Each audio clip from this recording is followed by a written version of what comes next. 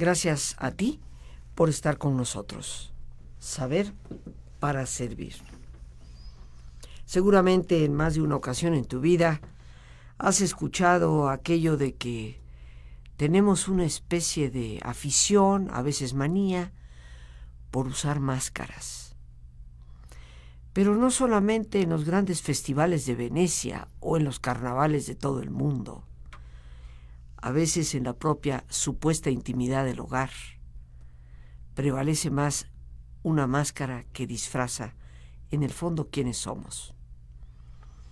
Un tema siempre importante para la psicología, un tema importante para la vida de todos nosotros, porque ¿serán esas máscaras lo más adecuado?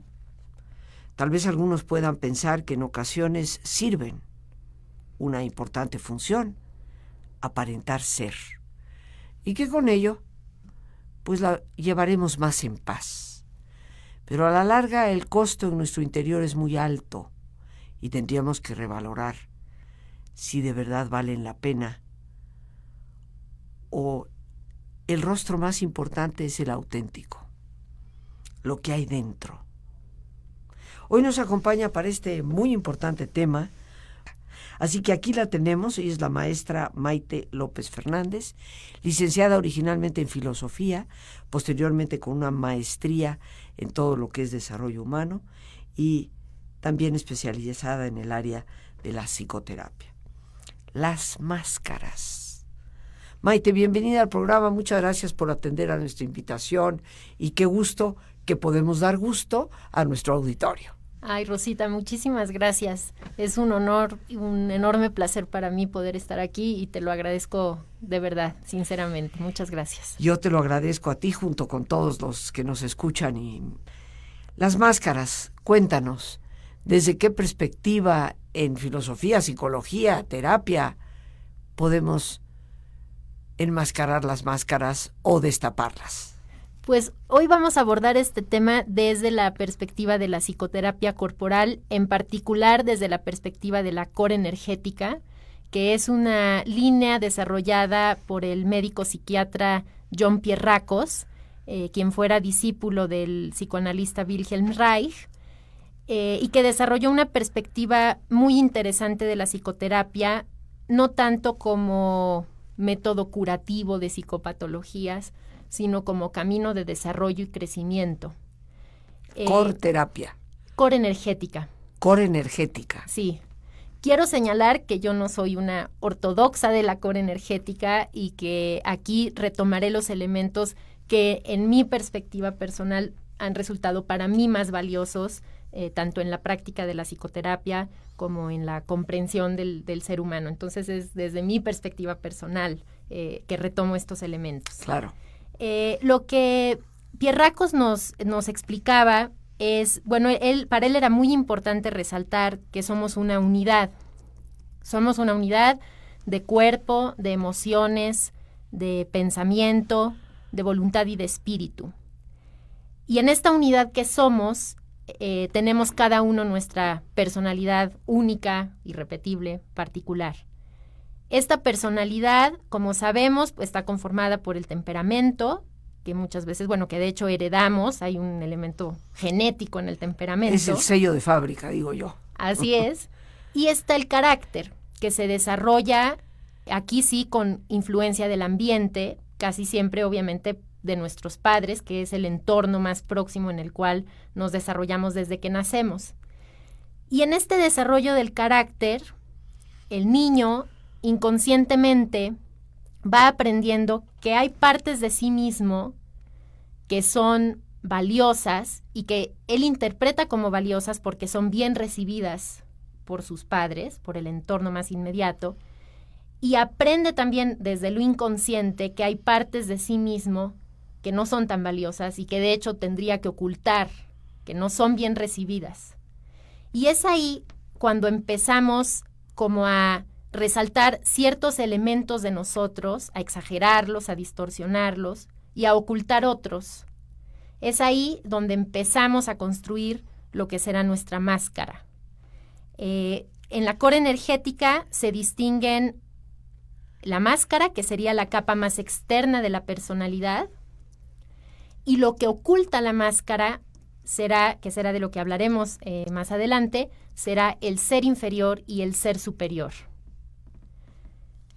La máscara, obviamente, será esta capa externa, esta capa que vamos a mostrar ante los demás y que incluso vamos a querer mostrarnos a nosotros mismos. Vamos a querer identificarnos con esta máscara, porque nos parece que es lo más aceptable o la mejor versión de nosotros mismos. Cosa que veremos que en realidad es falsa, porque no es auténtica. Y veremos de qué manera esto nos roba justamente lo que resulta más valioso de nosotros. Esta capa externa, en buena medida, se construye a partir de imágenes mentales idealizadas, es decir, como de estándares o prototipos que nos parece que son los mejores, que son los más perfectos. Obviamente, la máscara tiene un carácter relacional. ¿Qué significa esto? Que busca generar un impacto en el otro. Y normalmente el impacto que queremos generar, lo que todos desde lo más profundo de nuestro corazón buscamos, es ser amados, es ser aceptados. Y para eso es que construimos estas máscaras. El problema de la máscara es que, como decíamos, no es auténtica, nos roba espontaneidad, nos roba creatividad, y por eso no tiene como mucha energía. Podemos incluso sentirlo, podemos darnos cuenta, lo sentimos cuando una persona no nos parece auténtica, porque no tiene esa vitalidad que tiene la persona que es natural, la persona que es espontánea. Por supuesto, todos llevamos máscaras, aunque algunos unas máscaras un poco más grandes y pesadas que otros, pero todos usamos máscaras que a veces nos ponemos y nos quitamos dependiendo del contexto en el que nos encontremos. Entonces sí podemos usar máscaras un poco distintas en el trabajo, en la familia, con la pareja, con los amigos, dependiendo de lo que interpretamos como más adecuado en cada entorno. O sea que no solamente podemos tener una o dos, podemos tener una enorme variedad. Dependiendo al sitio que voy, utilizaré una, utilizaré otra. Y pueden ser desde las más heavy, desde las más pesadas, hasta las más light. Pero en todo caso siempre siguen siendo máscaras. Y bueno, nos hablabas del temperamento, nos hablabas del carácter. Creo que las dos conforman eventualmente la personalidad. Y estoy completamente en acuerdo contigo de que temperamento es el sello de fábrica, la tendencia natural que tenemos. Pero el carácter es totalmente formativo. Por eso no se vale ir por la vida diciendo, es que ese es mi carácter y ¿qué quieres que haga? Porque siempre en última instancia, sí, a pesar de que tenga una impronta muy marcada por la niñez, por la infancia, por la influencia de padres y maestros y los del entorno inmediato, siempre es algo que está en formación. Nos dices también que, bueno, a través de una enorme cantidad de mensajes que recibimos, vamos aprendiendo que más me vale ser más calladita o más me vale hablar más fuerte, dependiendo del ambiente que me rodea. Y vamos construyendo muchas veces esas máscaras que no son las auténticas de nuestra persona y que ya sean pesadotas o ligeritas, siguen siendo máscaras. Todos las utilizamos, pero pueden servir un propósito positivo en determinados momentos, pero en términos generales me parece que irían falseando la vida. Así es. Efectivamente, de pronto pueden tener cierta función y nos pueden servir en un momento dado, pero en términos generales, pues nos van robando efectivamente autenticidad, verdad. Y no solamente van a tapar lo peor de nosotros mismos, sino que paradójicamente también van a ocultar lo mejor de nosotros mismos. Por eso será importante ir reconociéndolas. Ir observando en qué momento nos la ponemos y qué nos ayuda también a quitárnosla. Qué importante esto que dices, no solamente oculta lo menos bueno, sino que está ocultando también lo mejor de nosotros. Así es. Al final, la máscara se alimenta de nuestra creencia, que muchas veces es inconsciente, de que eso que somos no es lo suficientemente bueno como para ser amados y que entonces tenemos que pretender ser algo distinto de lo que en realidad somos. Por supuesto, debajo de esto habrá un profundo dolor porque esconde, una terrible falta de aceptación hacia uno mismo. Es esta idea de que si muestro mi verdad, entonces no voy a ser aceptado, entonces no voy a ser amado. Finalmente, este sería el motor, digamos, o el aceite para la construcción de eso que hemos llamado perfeccionismo, que muchas veces, aunque pueda parecer que el perfeccionismo nos impulsa hacia nuestra superación y hacia hacernos mejor, muchas veces el perfeccionismo se convierte en el gran tirano, en ese tirano interior que no nos deja estar en paz, que no nos permite reconocer nuestros logros lo suficientemente, que no nos permite observar nuestras fortalezas porque nunca es suficiente, porque esa meta del perfecto siempre será inalcanzable. Y la máscara busca hacer creer a los demás y hacernos creer a nosotros mismos que somos perfectos o que podemos llegar a ser perfectos. Hay una especie de orgullo también en la máscara, como de soberbia. Pero internamente eso nos somete a un conflicto interno, pues, perpetuo, porque nunca estaremos a la altura de la perfección que la máscara quiere mostrar. Bueno, el perfeccionismo llevado a esos grados, ¿verdad?, siempre constituye una especie de neurosis, ¿no? Ya no es lo sano para el ser humano. Aquí siempre hemos dicho, Maite, que hay que buscar la excelencia, más no la perfección, porque estaremos entrando en lucha con un saboteador al que nunca le vamos a poder ganar, porque no somos perfectos.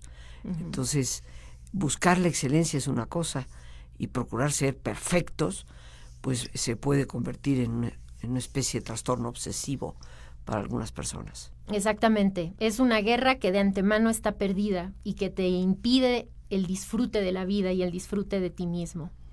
Ahora, se han identificado como 3 grandes como arquetipos de máscaras. No significa que nada más tengamos una. Es cierto que podríamos cada quien identificar cuál es la que predomina en nosotros, aunque a veces podemos tener las 3, pero nos las ponemos en distintos contextos. Una sería lo que en la core energética se llama la máscara del amor. Esta máscara está diseñada para complacer.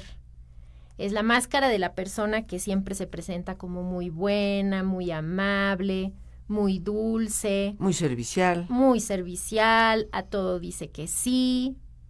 En realidad, esto está lejos de ser amor. Esto muchas veces es sumisión, es hago lo que sea con tal de complacerte. Es codependencia. Es codependencia, así es, efectivamente. Una segunda máscara sería la máscara de la serenidad. Esta máscara está diseñada para protegernos de. Son esas personas que parece que nada los mueve, que puede estarse cayendo el mundo a su alrededor y ellos se mantienen impasibles, imperturbables, serenos. Ecuánimes totales. Ecuánimes. Y esto está nuevamente lejos de ser una auténtica serenidad. En realidad, esta persona lo que hace es distanciarse, desapegarse, no involucrarse, no comprometerse, para que de esa manera la realidad y los otros no puedan tocarlo, no puedan afectarlo. Es como estar detrás de un vidrio, de un cascarón que te protege, pero que en realidad te aleja, te distancia del mundo y de los demás. Y una tercera máscara sería la máscara del poder, cuyo objetivo finalmente es controlar a los otros o controlar incluso a uno mismo.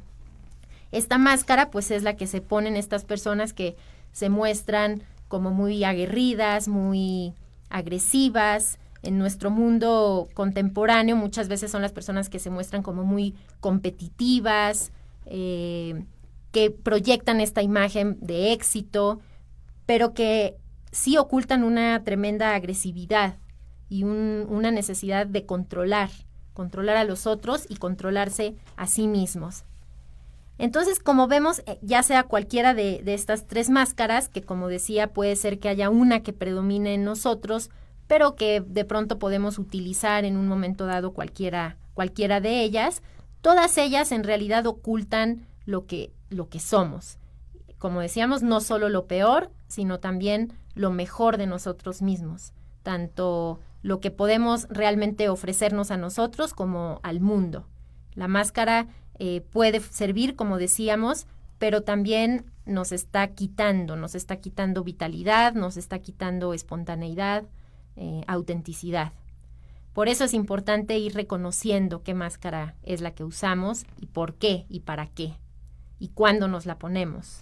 Y me imagino que hay como gradientes, ¿no? O sea, podemos usar la del amor o la de la serenidad o la del poder, subida a todo volumen o a un volumen bajito, pero intercambiables, como tú decías.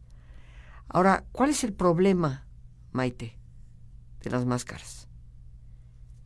Pues en primera que no son reales, o sea que no es verdadero. Y después, en cada una de ellas, la máscara del amor, como decíamos, no es amor, es sumisión. Entonces, en realidad, esa máscara no nos sirve realmente para ser amados y tampoco nos va a traer satisfacción. Al contrario, muchas veces nos va a generar resentimiento, porque lo que estamos haciendo es ser siempre complacientes y olvidarnos de nosotros mismos y de nuestras necesidades. La máscara de la serenidad en realidad nos impide involucrarnos, apasionarnos, comprometernos con la realidad, y esa vida pues está lejos de ser una vida. Máscaras, y nos decías algo respecto a la del amor, también respecto a la de la serenidad, pero ¿qué hay con el poder? Sí, pues la máscara del poder en realidad lo que oculta, paradójicamente, es una tremenda inseguridad. Y entonces debajo hay una inseguridad, pero para que los demás no lo noten, me pongo esta máscara de que soy poderoso, de que tengo todo bajo control. Y entonces no me hago cargo de la inseguridad que está debajo. Hablaré ahora un poco sobre qué es lo que oculta la máscara, para que sepamos qué es esto, qué es lo peor y lo mejor que la máscara encubre. Por un lado, la máscara está encubriendo lo que en la core energética se llama el ser inferior. El ser inferior sería la negatividad, esta tendencia hacia la destrucción. Este tema, que es un tema apasionante, sería de alguna forma el tema del mal, este tema que la filosofía, las religiones y la psicología han tratado de resolver y que en buena medida es un misterio para el hombre. ¿Estaría un tanto cuanto relacionada con la sombra? Exactamente. Sería la sombra de Jung. Uh-huh. Podríamos pensar que también sería el tánatos del que hablaba Freud, como este impulso hacia la destrucción, esta negatividad primaria que también hay en nosotros.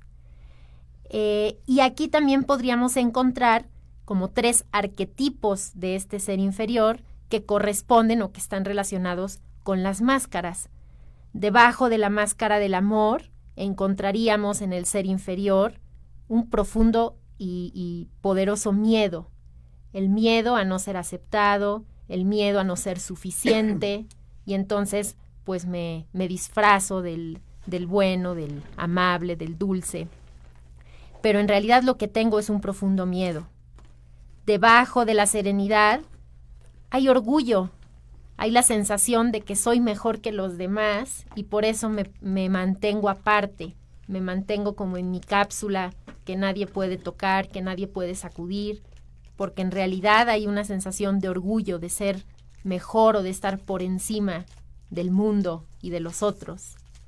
Debajo de la máscara del poder se oculta como parte del ser inferior el voluntarismo, este impulso, esta necesidad de que las cosas sean exactamente como yo quiero que sean, esta necesidad como de forzar a los demás, de forzar la realidad para que me dé exactamente lo que yo quiero y que las cosas sean en el momento y a la manera como yo las quiero.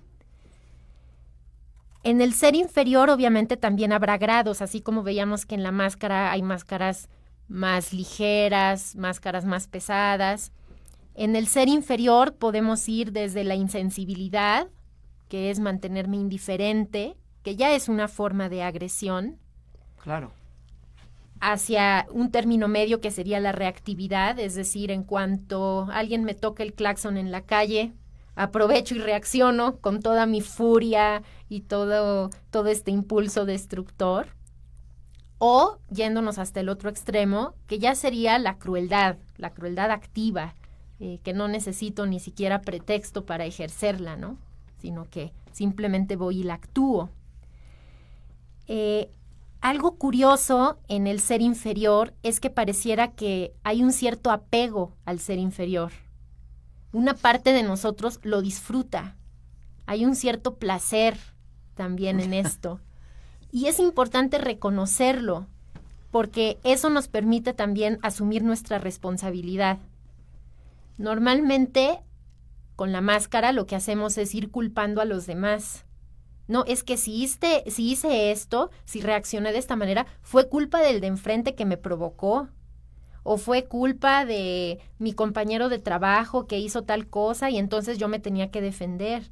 Como que culpamos a los de afuera desde la máscara. Reconocer nuestro ser inferior es asumir que hay una parte en nosotros que disfruta lastimando, que disfruta dañando, incluso a nosotros mismos. El ser inferior también es un saboteador porque pareciera que estamos mal, pero queremos seguir estando mal. Entonces también nos sabotea. Podríamos decir que esto es lo peor de nosotros mismos. Lo pongo entre comillas porque nosotros también decimos, no hay nada tan malo en nosotros que no pueda ser transformado con conciencia.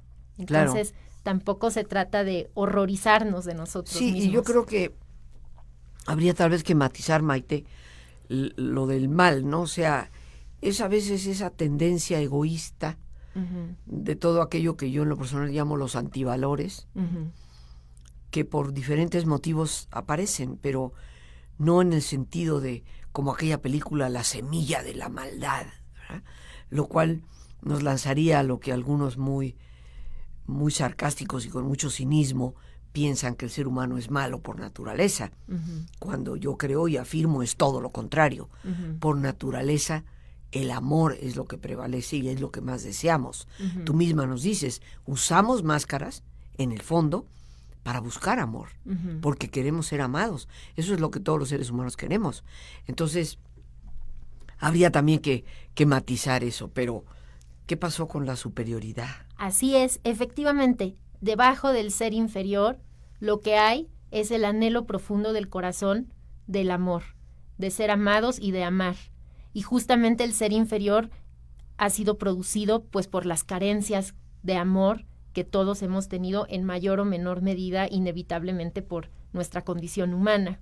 Pero debajo efectivamente está el ser superior. Bueno, el ser superior sería este centro, efectivamente, donde estaría como nuestra naturaleza más básica, que sí sería una naturaleza hacia el desarrollo, hacia el crecimiento, hacia el amor. Carl Rogers decía que en el organismo hay una tendencia natural hacia el desarrollo. Entonces sí estaríamos lejos, digamos, de pensar que el hombre es malo por naturaleza. En el ser superior está justamente nuestra fuerza vital, está nuestra opción por la verdad, por la autenticidad.